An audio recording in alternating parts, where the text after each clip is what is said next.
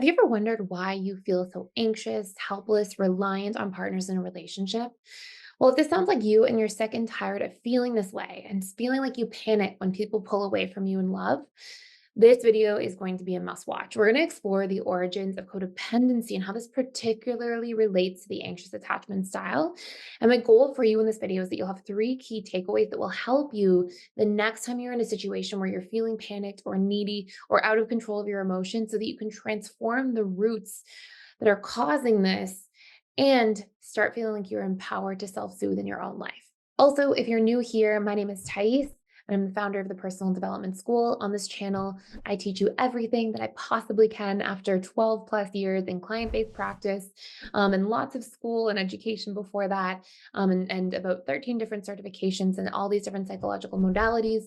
I teach you how to heal your attachment style to become securely attached in the shortest period of time possible by understanding the subconscious mind, which is where real change happens. And this is actually something I do after healing my own attachment style, going from fearful avoidant and really struggling with that to becoming securely attached. So I hope you enjoy today's video. First and foremost, if you're not already familiar with what codependency actually is, codependency is excessive emotional or physiological reliance on a partner. And it's basically mirroring, you can think of it this way, it's sort of like a pattern of relationship behaviors that essentially mirror addiction. And I want you to think of this definition of addiction and see if this really lines up for you. So there's a great definition by Dr. Gabor Mate who defines addiction as any behavior that a person craves, finds temporary relief within, but then suffers the negative consequences afterwards, yet has difficulty giving up. So that's actually the word for word definition by Dr. Gabor Mate. And you'll find this happen in your relationship dynamics, right? You can feel this, you can see this pattern where there's a behavior that you're craving for closeness. You may say, I know I shouldn't text this person again, or I know that I shouldn't reach out again, or I know this person's not healthy for me and they haven't been, showing up in a healthy way for me in this relationship. And yet you reach out anyways. It gives you this temporary relief. And after that relief has passed, there's more negative consequences. You're back with a toxic ex. You're back in a situation where somebody's not treating you right, or you accidentally reach out to somebody and, it pushed them further away and you knew that would happen. And yet you had difficulty giving up. So why is this happening? Well, this pattern really clearly represents the difference between your conscious and subconscious mind. Your conscious mind is the one that says, I know better. I know this person's not right for me. I know they're not healthy for me. And yet, your subconscious mind is responsible for 95 to 97% of your beliefs, your thoughts, your emotions, and your behaviors, including reaching out and sending that text when you know you shouldn't. Your conscious mind is your logical thinking mind. It's the one that can assess, but it's actually only responsible for roughly 3 to 5% of your beliefs, your thoughts, your decisions, and your behaviors and your emotions. And so what happens is we have these different dynamics where we can sort of be at war between our conscious and subconscious mind. And so if you're in a position in a relationship where you have deeply unmet needs, and this person that you're in this relationship with, or perhaps they're a recent ex, they hold the promise to potentially meeting a little bit of those needs to various degrees. Basically, what's going to happen is your conscious mind will be like, don't do it. And your subconscious mind, and I've seen, I've had so many clients over the years who are anxious, preoccupied, and they would say things to me like, I know not to do it. I turn my phone off. I put my phone in the other room, and yet I eventually turn it back on and give them a call anyways when I know they're not right for me. There's so many things. And that, again, that's just representing conscious versus subconscious mind. And so your conscious mind, for the record, too, this is a second key takeaway that you need to understand, and it'll bring me to the third, which will be how to really change this pattern. The second key takeaway is that you need to be able to recognize that your conscious mind cannot outwill or overpower your subconscious mind. It's actually not how it works. So this part of you that's trying to will yourself out of sending that next text message, making that next phone call, the part of you that's trying to will that away, it's not that you're weak or that you just can't simply do it or that you make bad decisions. It's that your conscious mind might know, but you have subconscious programs, subconscious patterns that are taking place. And the key to really transforming this behavior is understanding how to crack the code right there.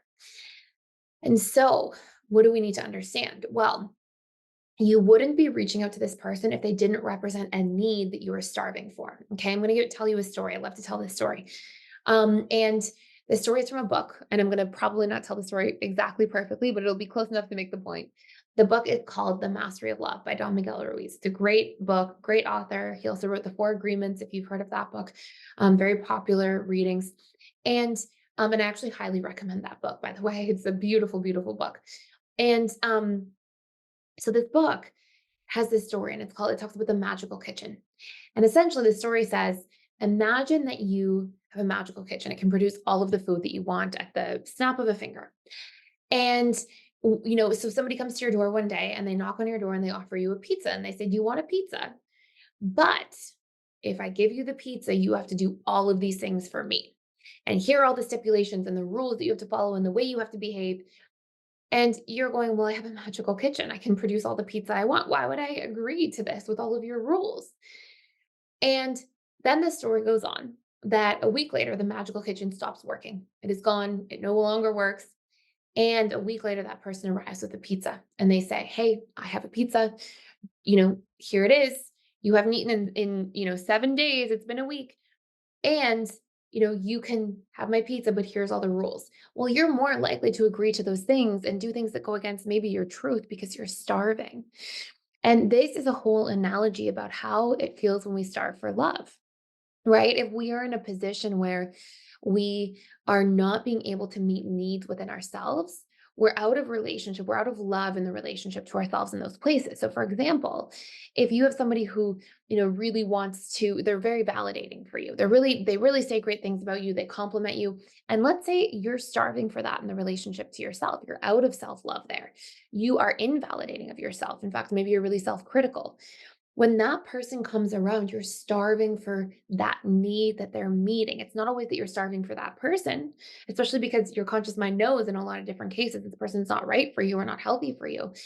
You're starving for the need that they meet. And so, how we can really transform these patterns, and it actually brings us out of codependency, and it drops the addiction that codependency mirrors, or essentially is in many cases. What happens is we have to identify what the needs are that we are starving for. And when we can understand what those needs are specifically, is it validation, encouragement? Is it to feel wanted or valued or important? Is it to feel good enough? Is it to feel like you're seen or heard or protected? What are those things that you're starving for? And what that will tell you is that you are out of relationship to those things in the relationship to yourself. And by assessing that and discovering exactly that about yourself, you're going to be able to take the action steps to give those needs to yourself in a better way. And that will help you no longer be starving. Your magical kitchen turns back on, and you'll be able to be in a position where you can show up and not feel addicted to people. And your subconscious mind won't be as this needs meeting machine, yearning for and starving for this, and be willing to give up its own boundaries as a means to really get that need met. So if you're like, "Well, how do I meet the needs in the relationship to myself?" Hopefully it's pretty obvious. If you need encouragement, encourage yourself. You need validation, validate yourself, be better at the negative self-talk and prevent criticizing yourself. If you actually want tools that can help you apply these things to the subconscious level, there's a little more content and like steps and exercises around that, but you can check out fully for free, just for a limited time, our needs course. And in this needs course, there's actually all of the major needs. You'll be able to see what they are. You can circle which ones yours are that you keep falling for in other people and other relationships. And then it will actually help you to meet these needs in the relationship to yourself. It gives you strategies. There's a whole sheet that's just a ton of needs and all these strategies for how to meet them yourself. There's I want to say it's like 8 pages long of just content so that you can circle, find yours, and have action steps and strategies to meet them. And that will really help you, especially if you do this through repetition, divest from these codependent happenings, these codependent patterns, and start putting yourself equal to others because you're able to self-soothe through meeting your own needs too. So I hope this was helpful for you today. Thank you so much for stopping by and for watching. Please consider liking, sharing, and subscribing to this channel if you enjoyed this video, and I can't wait to see you in future videos.